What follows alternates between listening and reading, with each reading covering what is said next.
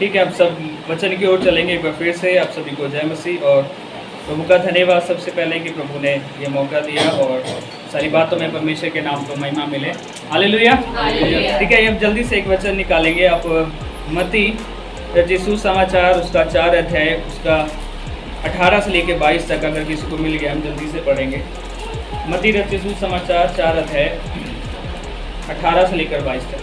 गलील की झील के किनारे फिरते हुए उसने दो भाइयों अर्थात शमौन को जो पतरस कहलाता है और उसके भाई अंद्रियास को झील की में जाल डालते देखा, क्योंकि वे मछली थे। यीशु ने उनसे कहा, मेरे पीछे चले आओ तो मैं तुमको मनुष्यों के पकड़ने वाले बनाऊंगा। वे तुरंत जालों को छोड़कर उसके पीछे हो लिए। वहां से आगे बढ़कर यीशु ने और दो भाइयों अर्थात जब्दी के पुत्र याकूब और उसके भाई यूहन्ना को देखा। वे अपने पिता जब्दी के साथ नाव पर अपने जालों को सुधार रहे थे। उसने उन्हें भी बुलाया। वे तुरंत नाव और अपने पिता को छोड़कर उसके पीछे हो लिए। ठीक है, एक और वचन पढ़ेंगे मत्ती 9 का 9। वहां से आगे बढ़कर यीशु ने मत्ती नामक एक मनुष्य को महसूल की चौकी पर बैठे देखा और उससे कहा, मेरे पीछे हो ले, और उठकर उसके पीछे हो लिया। एक और वचन पढ़िए, लूका 5 अध्याय उसका 27 और 28। लूका 5 उसका 27 और 28 है। इसके बाद वह बाहर गया और लेवी नामक एक चुंगी लेने वाले को चुंगी की चौकी पर बैठे देखा और उससे कहा, मेरे पीछे हो ले। तब वह सब कुछ छोड़कर उठा और उसके पीछे हो लिया। तब लेवी बस 28 तक। ठीक है, परमेश्वर के वचन पढ़े, उसने जाने पर हम सबको आशीष हो। हालेलुया। हमने यहाँ पर एक परमेश्वर का वचन पढ़ा, मत्ती 4 अध्याय उसकी 18 से लेकर 22 तक, मत्ती 9 का 9, लूका 5 उसका 27 और 28 भी पढ़ा। और वो पता है सब वचन में एक चीज़ कॉमन थी। इन सब वचनों में एक चीज़ कॉमन थी। यीशु मसीह ने क्या किया? सबको बुलाया, है ना? सबको बुलाया। मत्ती 4 उसका 18 और 22 में जब हम देखते हैं, वहाँ पर किसको बुलाया था? सबसे पहले दो भाइयों शमौन को जो पतरस कहलाता था और उसके भाई अंद्रयास को, है ना? शमौन पतरस को और अंद्रयास को बुलाया। फिर उसके बाद आगे जाकर हम देखते हैं 20 जब वो उसके पीछे हो लिए 21 में पढ़ते हैं। वहाँ से आगे बढ़कर यीशु ने दो और भाइयों अर्थात जब्दी के पुत्र याकूब और उसके भाई यूहन्ना को देखा, उसको भी बुलाया, है ना?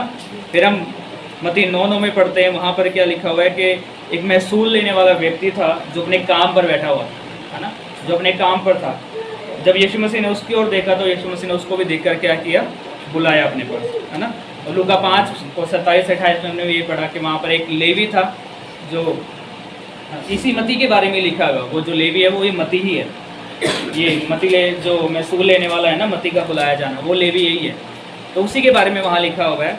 पर उससे लूका 5 का 27 और 28 में ऐसा लिखा हुआ है कि जब यीशु मसीह ने उसको बुलाया अपने पास ना, तो वो जो मत्ती था वहाँ लिखा हुआ है। इसमें जब हम मत्ती 9 में पढ़ते तो यहाँ तो लिखा हुआ है कि वहाँ से आगे बढ़कर यीशु ने मत्ती नामक एक मनुष्य को महसूल की चौकी पर बैठे देखा और उससे कहा, मेरे पीछे हो ले, और वह उठकर उसके पीछे हो लिया, है ना? यहाँ ऐसा लिखा है। लेकिन जब आप लूका 5 का 27 और 28 पढ़ोगे तो वहाँ पर लिखा हुआ है कि वो अपना सब कुछ छोड़कर उसके पीछे हो, है ना? तो हम यहाँ पर देखते हैं कि यीशु मसीह ने जब अपने चेलों को बुलाया ना, सब क्या कर रहे थे? क्या कर रहे थे? काम कर रहे थे। यीशु मसीह ने किसी को ऐसे नहीं बुलाया कि जो घर में बैठा हुआ था, है ना? कोई बेला था या कोई घर में बैठा हुआ था, फ्री था, या इधर उधर घूम रहा था कि चलो ये तो बेला है, इसको सब अपने साथ ले लेता हूँ, चलो ये मिनिस्ट्री करेगा मेरे साथ या प्रभु की सेवका ही करेगा, है ना? यीशु मसीह ने किसी भी एक अपने चेलों में से किसी भी ऐसे व्यक्ति को नहीं बुलाया जो मतलब फ्री था, जो काम नहीं करता था, है ना? यीशु मसीह सबको जितना भी कोई बुलाया यीशु मसीह ने, सब क्या कर रहे थे वो चेले? अपने कामों पर थे, है ना। मेरा आज का एक टॉपिक है ना वो ये है कि प्रभु ने हर किसी को अपने काम की जगह से बुलाया। प्रभु ने काम करने वालों को ही बुलाया। प्रभु ने अपने चेलों को जब बुलाया, ऐसे को बुलाया अपने चेले होने के लिए जो ऑलरेडी काम करते हैं। जो बेले थे, जो फ्री है ना, उनको नहीं बुलाया यीशु मसीह ने।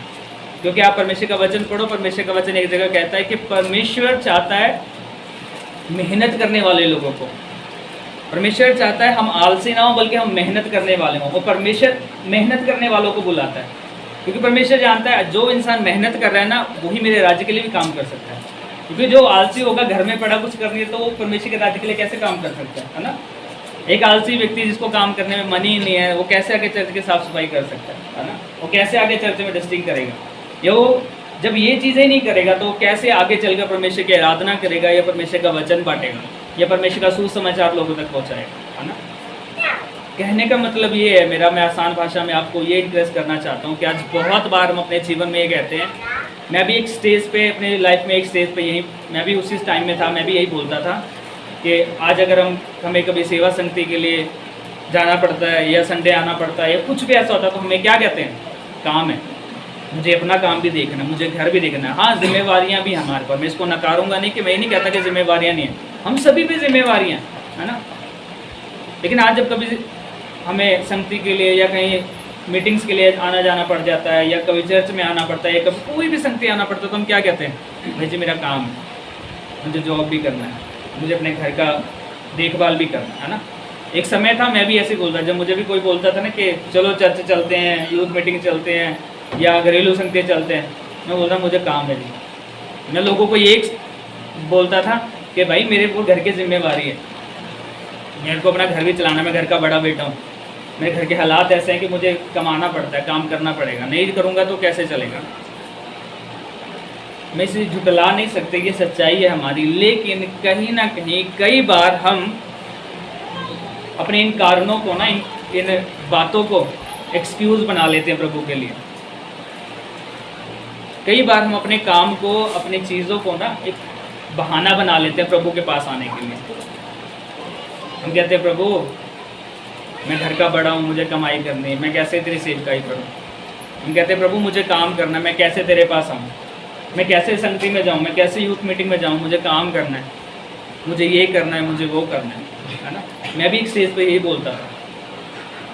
लेकिन 2016 के अंदर जब मैं यहाँ आया ना, मैंने खुदा से एक कमिटमेंट की थी, आप सबको पता है ना। जब यहाँ आया मेरे पास कोई जॉब नहीं था, मैंने यही कमिटमेंट की थी प्रभु से कि प्रभु अगर जॉब करनी है तो वो करनी है जिसमें संडे छुट्टी हो, अदरवाइज़ अब तो चाहे तो भूख कर कुछ भी कर, मुझे और कोई जॉब नहीं करनी। मैं उससे पहले एडिडास में काम करता था और अच्छा मेरा एक्सपीरियंस था, मैं सर्टिफाइड था ट्रेनिंग वाइज भी। तो अगर मैं अपनी लाइन में जाता ना, सेल्समैनिंग की लाइन में जाता काम करने, तो मैं अच्छा 15-20 हज़ार रुपये कमा लेता। आज भी 17 सेक्टर में जाके एडिडास के शोरूम में या किसी भी ब्रांड में जाके इंटरव्यू दूँ तो मैं सीनियर सेल्समैन कहीं भी लग सकता हूँ, अच्छे से मैं 15-20 हज़ार रुपये कमा सकता हूँ। लेकिन उस चीज़ में एक प्रॉब्लम ये थी कि आपको पता है सेल्स लाइन में क्या होता है, छुट्टी नहीं होती है ना। हम चर्च नहीं आ सकते, सेवा संगति नहीं जा सकते। मैंने खुदा के आगे एक ही चीज़ रखी थी कि प्रभु जॉब वो करनी है जिसमें संडे छुट्टी हो, जिसमें मैं आपकी सेवा संगति में जा सकूँ। आप कम पैसे की मैं जॉब कर लूँगा, मुझे मंजूर है। आप 5 हज़ार की मुझे जॉब दे दो, मैं वो कर लूँगा। मैंने यहाँ तक प्रभु को बोला, प्रभु आप मुझे 5 हज़ार की जॉब दे दो, मैं वो कर लूँगा। लेकिन अब मैं वो 2015 वाला नहीं कि जीना चाहता, जो मैं जॉब की वजह से, काम की वजह से, या ऐसे अपना चीज़ों के कारण की वजह से मैं प्रभु से दूर हूँ। मैंने प्रभु से कहा प्रभु अब मैं दूर नहीं होना चाहता, अब चाहे कुछ भी हो जाए। मैंने खुदा के साथ एक कमिटमेंट की, और उसके बाद से ऐसा नहीं है 2016 के बाद से मैं सडन सेवकाई में आ गया, फुल टाइम मिनिस्ट्री में आ गया। आज शायद हमें 3 साल हो गए तो फुल टाइम मिनिस्ट्री में हम ना, 3-3.5 साल होने को हम तब से सेवकाई में 3-3.5 साल से हूँ। लेकिन उससे पहले आप देखो, मैं कुछ लोगों को बोलता हूँ कई बार कि आप आओ ये करो, कुछ लोगों को ऐसा लगता है, और मैंने सुना भी है कई बार कि आप तो फुल टाइम मिनिस्ट्री में हो, आपको और कोई काम थोड़ी है, आपका तो यही काम है, आपका तो काम ही है ये, आप आ सकते हो। लेकिन भाई मुझे नहीं पता, मेरे भाइयों ने, बहनों ने, कितनों ने आपने नोटिस किया, जिस टाइम मैं जॉब भी करता था ना फुल टाइम, मैंने कभी यूथ मीटिंग मिस नहीं करी। मैंने कभी घरेलू संगति मिस नहीं करी, मैंने कभी बाइबल स्टडी मिस नहीं करी, मैंने कभी संडे मिस नहीं करी। जॉब करते हुए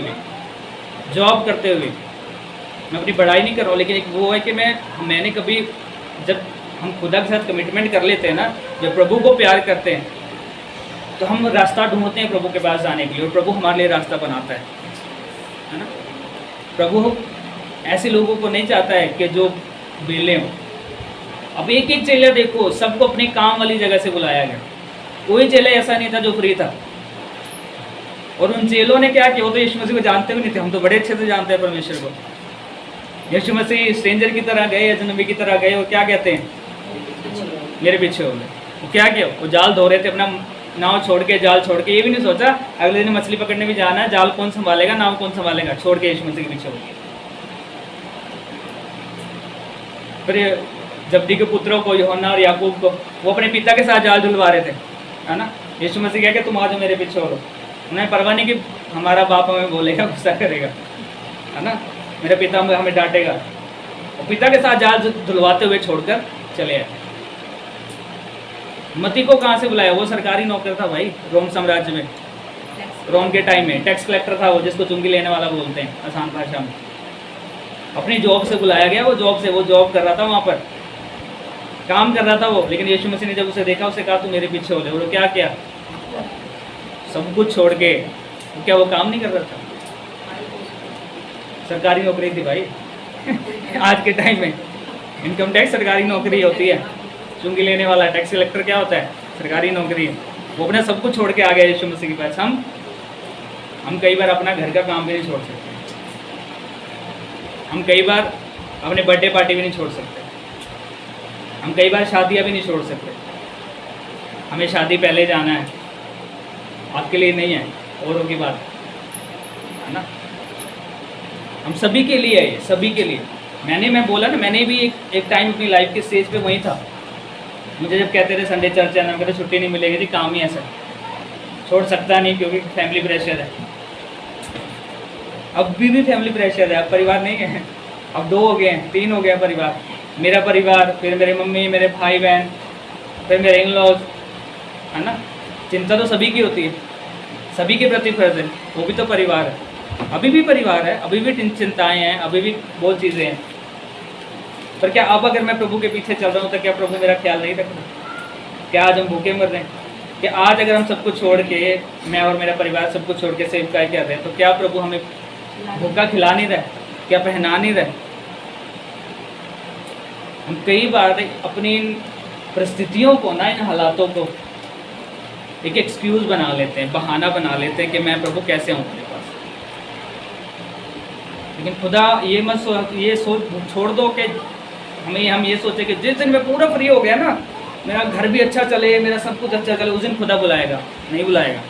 मैंने बड़ा जोर लगाया, मैंने प्रभु को बोला था मैं उस दिन सेवकाई में आ जाऊँगा। शुरू से मुझे पता है मेरी सेवकाई के लिए कॉलिंग है, लेकिन मैं खुदा से इसलिए भाग रहा था। मैंने ये बोला, प्रभु जब तक मेरा कोई बिजनेस स्टैंड नहीं हो जाएगा ना, मैं नहीं आऊँगा सेवकाई में, क्योंकि मुझे ये चाहिए मेरे परिवार के लिए, मैं पीछे सेटअप कर दूँ।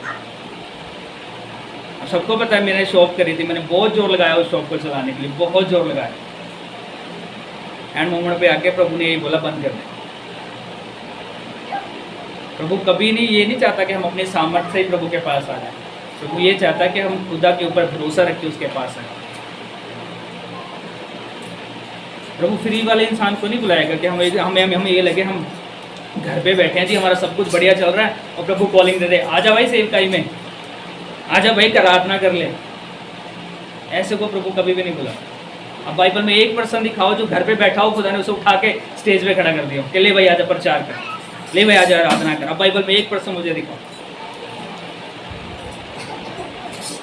सबको काम है, हम सभी ने काम करना ही है। चेले लोग भी काम करते थे, लेकिन जब उन्हें समय मिलता था, जब उन्हें टाइम मिलता था, वो खुदा को फर्स्ट प्रायोरिटी भी देते थे। यीशु मसीह के साथ सेवकाई भी करते थे। हम कितना का प्रभु को फर्स्ट प्रायोरिटी देते हैं? हम कहते हैं हम खुदा को प्यार करते हैं। लास्ट टाइम भी जब मेरा वचन था, मैंने यही वचन दिया था ना कि हम परमेश्वर को प्यार करते हैं, है ना। मुँह से बोलते हैं प्रभु हम प्यार करते हैं, प्यार करते हैं। मैं आपको बोलूँ मैं आपसे प्यार करता हूँ कि प्यार करता हूँ, लेकिन आपका कहना ही नहीं मानता। आपको लगेगा कि भाई मुझसे प्रेम रखता है? जब मैं आपका कहना ही नहीं मानूंगा, आपको लगेगा कि अब मैं आपसे प्रेम रखता हूँ। एक रिलेशनशिप के अंदर क्या होता है, जो प्रेमी होता है, जो एक दूसरे का कहना मानता है, तो मानते हैं हम एक दूसरे का। अगर किसी के साथ हमारा प्रेम होगा ना, तभी हम एक दूसरे का कहना मानेंगे। इसी तरह हमारा प्रभु के साथ रिलेशन है। अगर हम खुदा से प्रेम करेंगे ना, तो उसके पास आने के लिए हम जरिया ढूंढेंगे। मैंने जब 2016 में जब हम यहाँ आए ना, उसके बाद जब मैंने मेरी नौकरी लगी 2 महीने के बाद, एयरटेल में लगी, और टाइमिंग थी सुबह 8 या 9 बजे से लेकर शाम को 7 बजे तक। तो 7 बजे यहाँ बाइबल स्टडी शुरू होती थी यहाँ चर्च में, और मैं वो ऑफिस पूरा मेरे हाथ में था। 7 बजे राइट 7:15 भी हो जाता था, मैं ऑफिस क्लोज करके बाइबल स्टडी के लिए डायरेक्ट यहाँ आता था, घर नहीं जाता था। और उस टाइम मेरे पास मेरा बाइक भी नहीं था, कुछ नहीं था। नया गाँव से लेके यहाँ तक मैं पैदल आता था। जब यहाँ चर्च में आता था, मैं पूरा पसीने से गीला होता, मेरे कपड़े सब गीले होते, डायरेक्ट आके मैं सीधा बाइबल स्टडी में बैठता था, घर नहीं जाता था। हम कई बार क्या करते हैं, हम पहले घर जाएंगे जी, कपड़े चेंज करेंगे, फिर आएंगे। प्रभु को हमारा मन चाहिए। हाँ, कई मीटिंग्स होती हैं, कई जगह होता है, संडे होता है, वहाँ हम क्या कहते हैं, हमें उस तरह अच्छे से कपड़े पहन के आना होता है। लेकिन समटाइम्स जब सिचुएशन वैसी होती है, तो खुदा हमारे अंडरस्टूड भी करता है। प्रभु हमारे हालातों को भी प्रभु हमारा मन को देखता है, हम किस मन के साथ है, वो नहीं देखता हम कि कौन से अच्छे कपड़े पहन के रहें।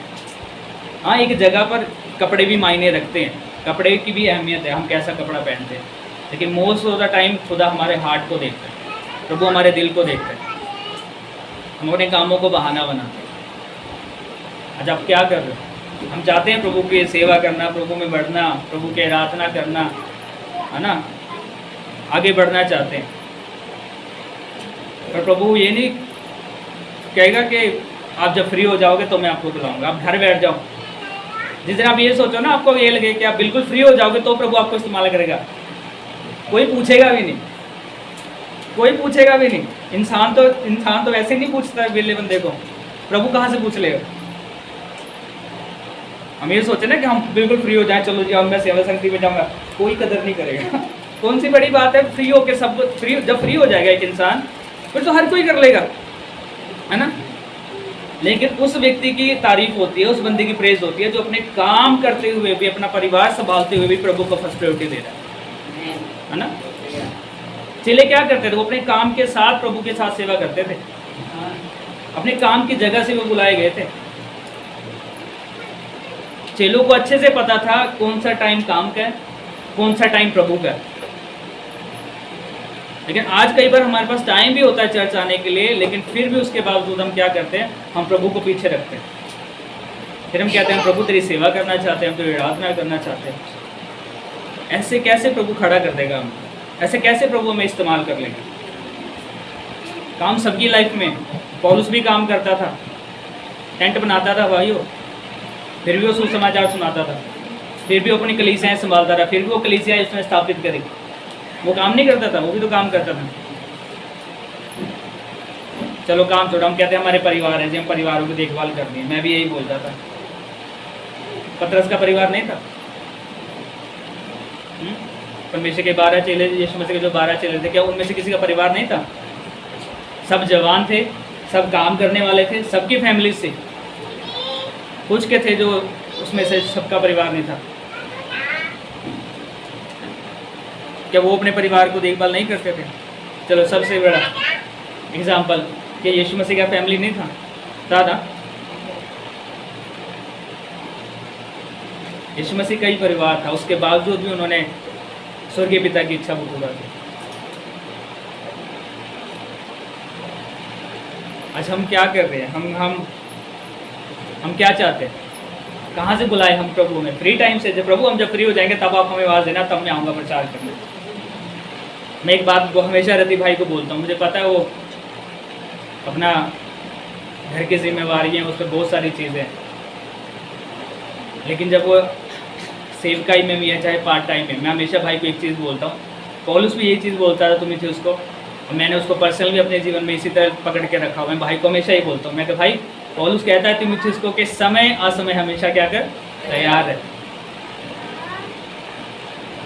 समय असमय हमेशा क्या कर, तैयार है।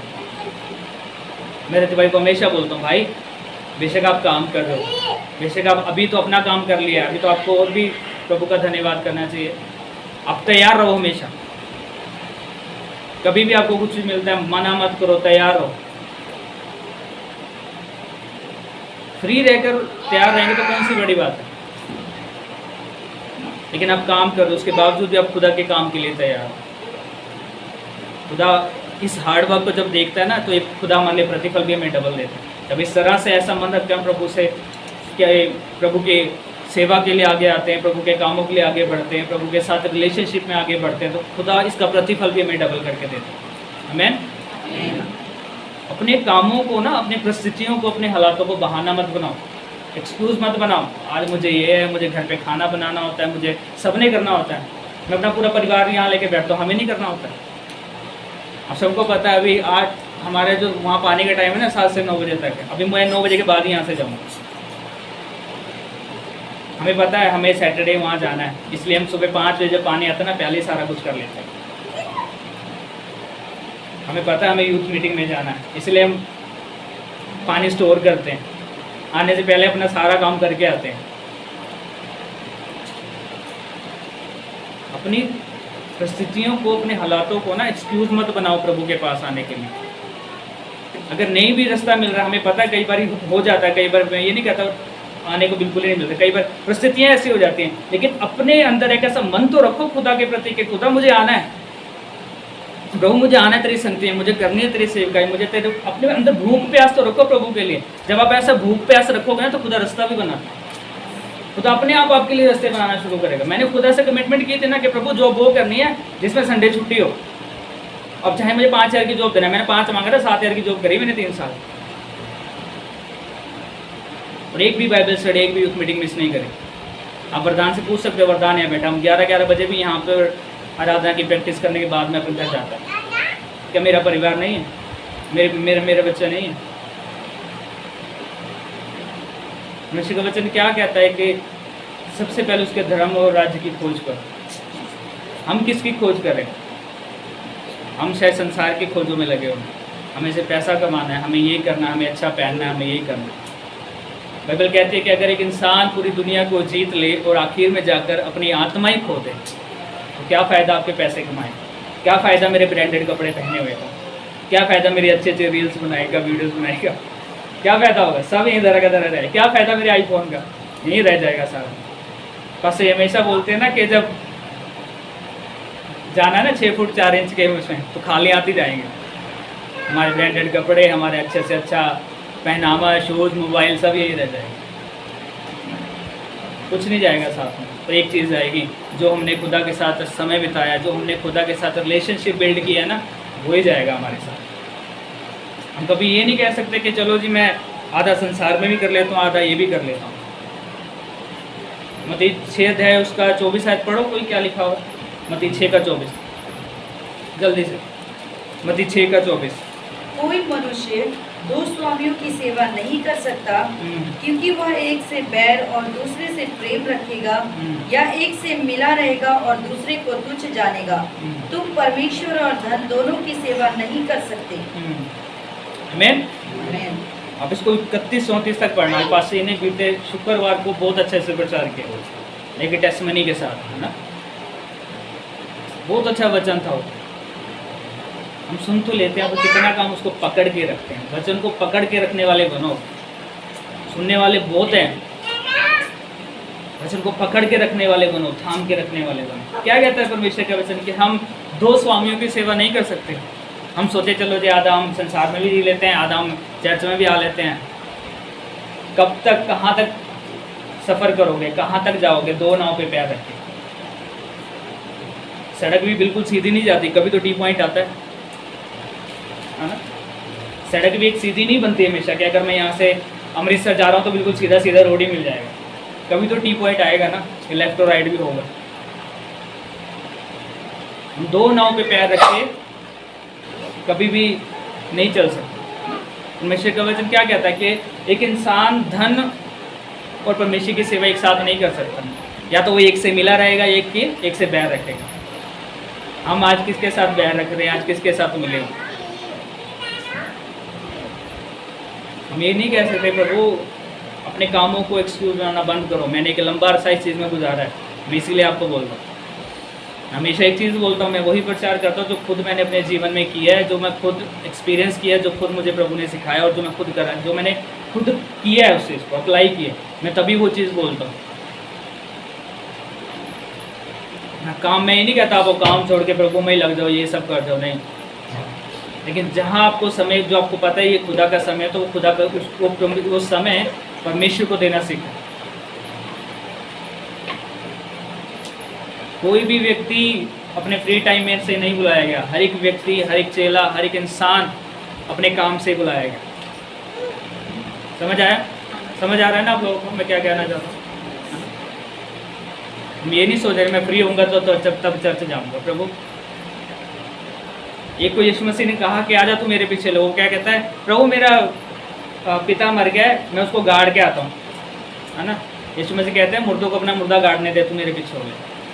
ये कहता है मैंने अभी 2 जड़ी बैल ली है जी, ये किया है मैंने, वो किया। आज प्रभु जब हमें बोलते हैं तू मेरे पीछे हो ले, हम क्या कहते हैं? हम भी आज बहाने बना रहे हैं शायद।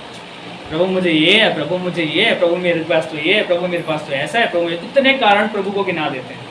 लेकिन हम अपने मन में ये नहीं रखते कि प्रभु हाँ मेरा मन कारण है, वो डेफिनेटली हो सकता है कारण, लेकिन कभी इस तरह से प्रार्थना की कि प्रभु ये कारण है जो मुझे तुझ में बढ़ने से रोक रहे हैं। कभी इस तरह से प्रार्थना किया आपने कि प्रभु जो बातें मेरे, जो चीज़ें, जो बातें मुझे आपसे अलग करती हैं, आप उन्हें दूर करो। कभी किस तरह से प्रार्थना की है हमने? मैं हमेशा अपनी प्रार्थना में एक चीज़ बोलता हूँ प्रभु को कि प्रभु जो भी बात, जो भी चीज़, जो भी कोई भी ऐसी बात है जो मुझे आपसे दूर करते हैं ना, उसे मेरे जीवन में से निकाल दो। और मैंने देखा है खुद बड़े चीज़ों को निकाला है, बड़ी चीज़ों को निकाला है, चाहे कोई इंसान है, चाहे चीज़ है, चाहे कुछ भी है।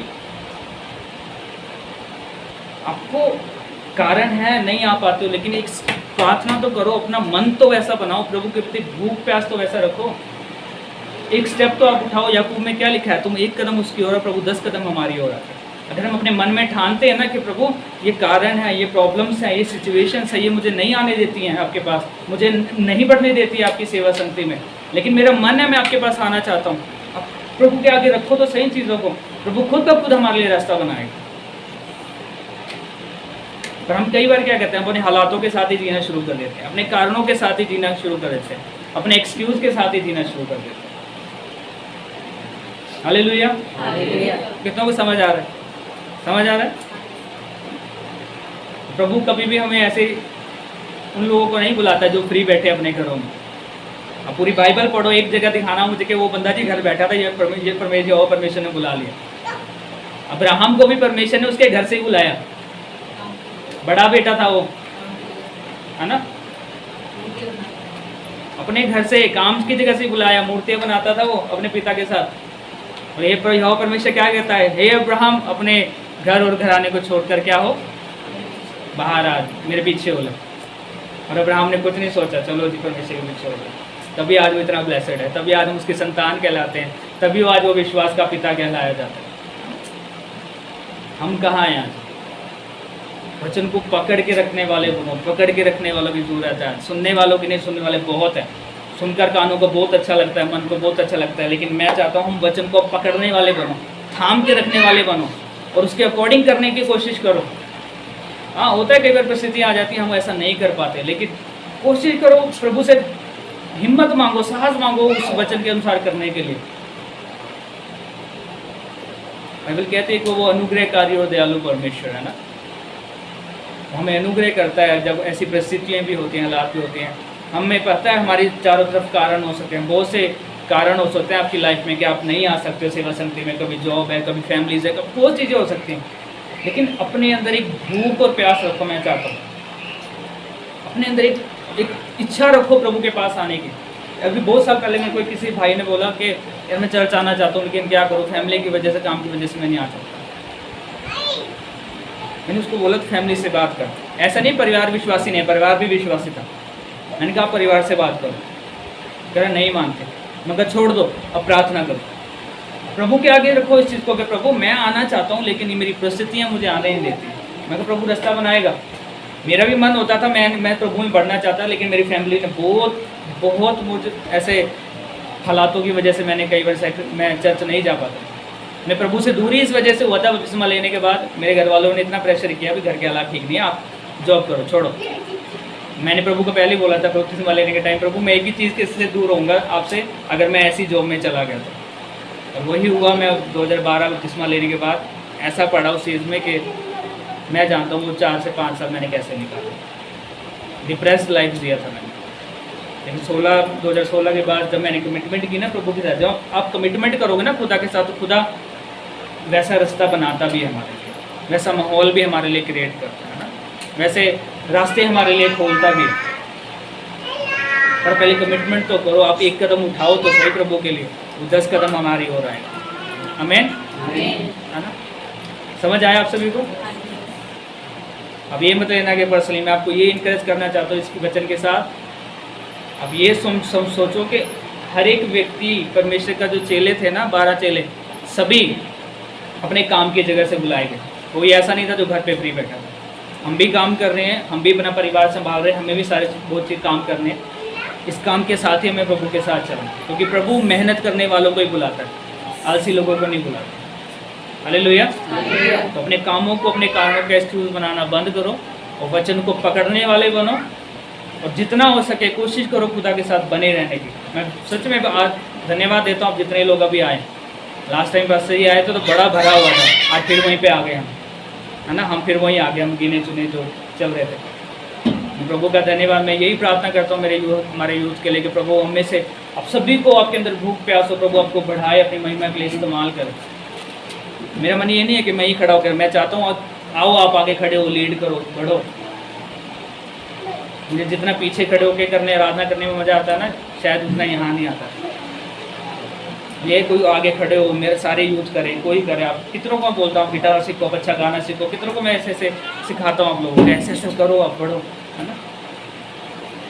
अगर मेरा मन हो कि मैं नहीं करना, फिर तो मैं किसी को कुछ बोलो नहीं, मेरा तो चल ही रहा है, मैंने तो करना ही है ना? मेरे को क्या दिक्कत है, मैंने तो करना ही है, मेरा तो चल ही रहा है। अपने कारणों को एक्सक्यूज बनाना बंद करो और प्रभु के सामने रखो उस चीज़ को लेके कि प्रभु हमारे लिए रास्ते बनाए।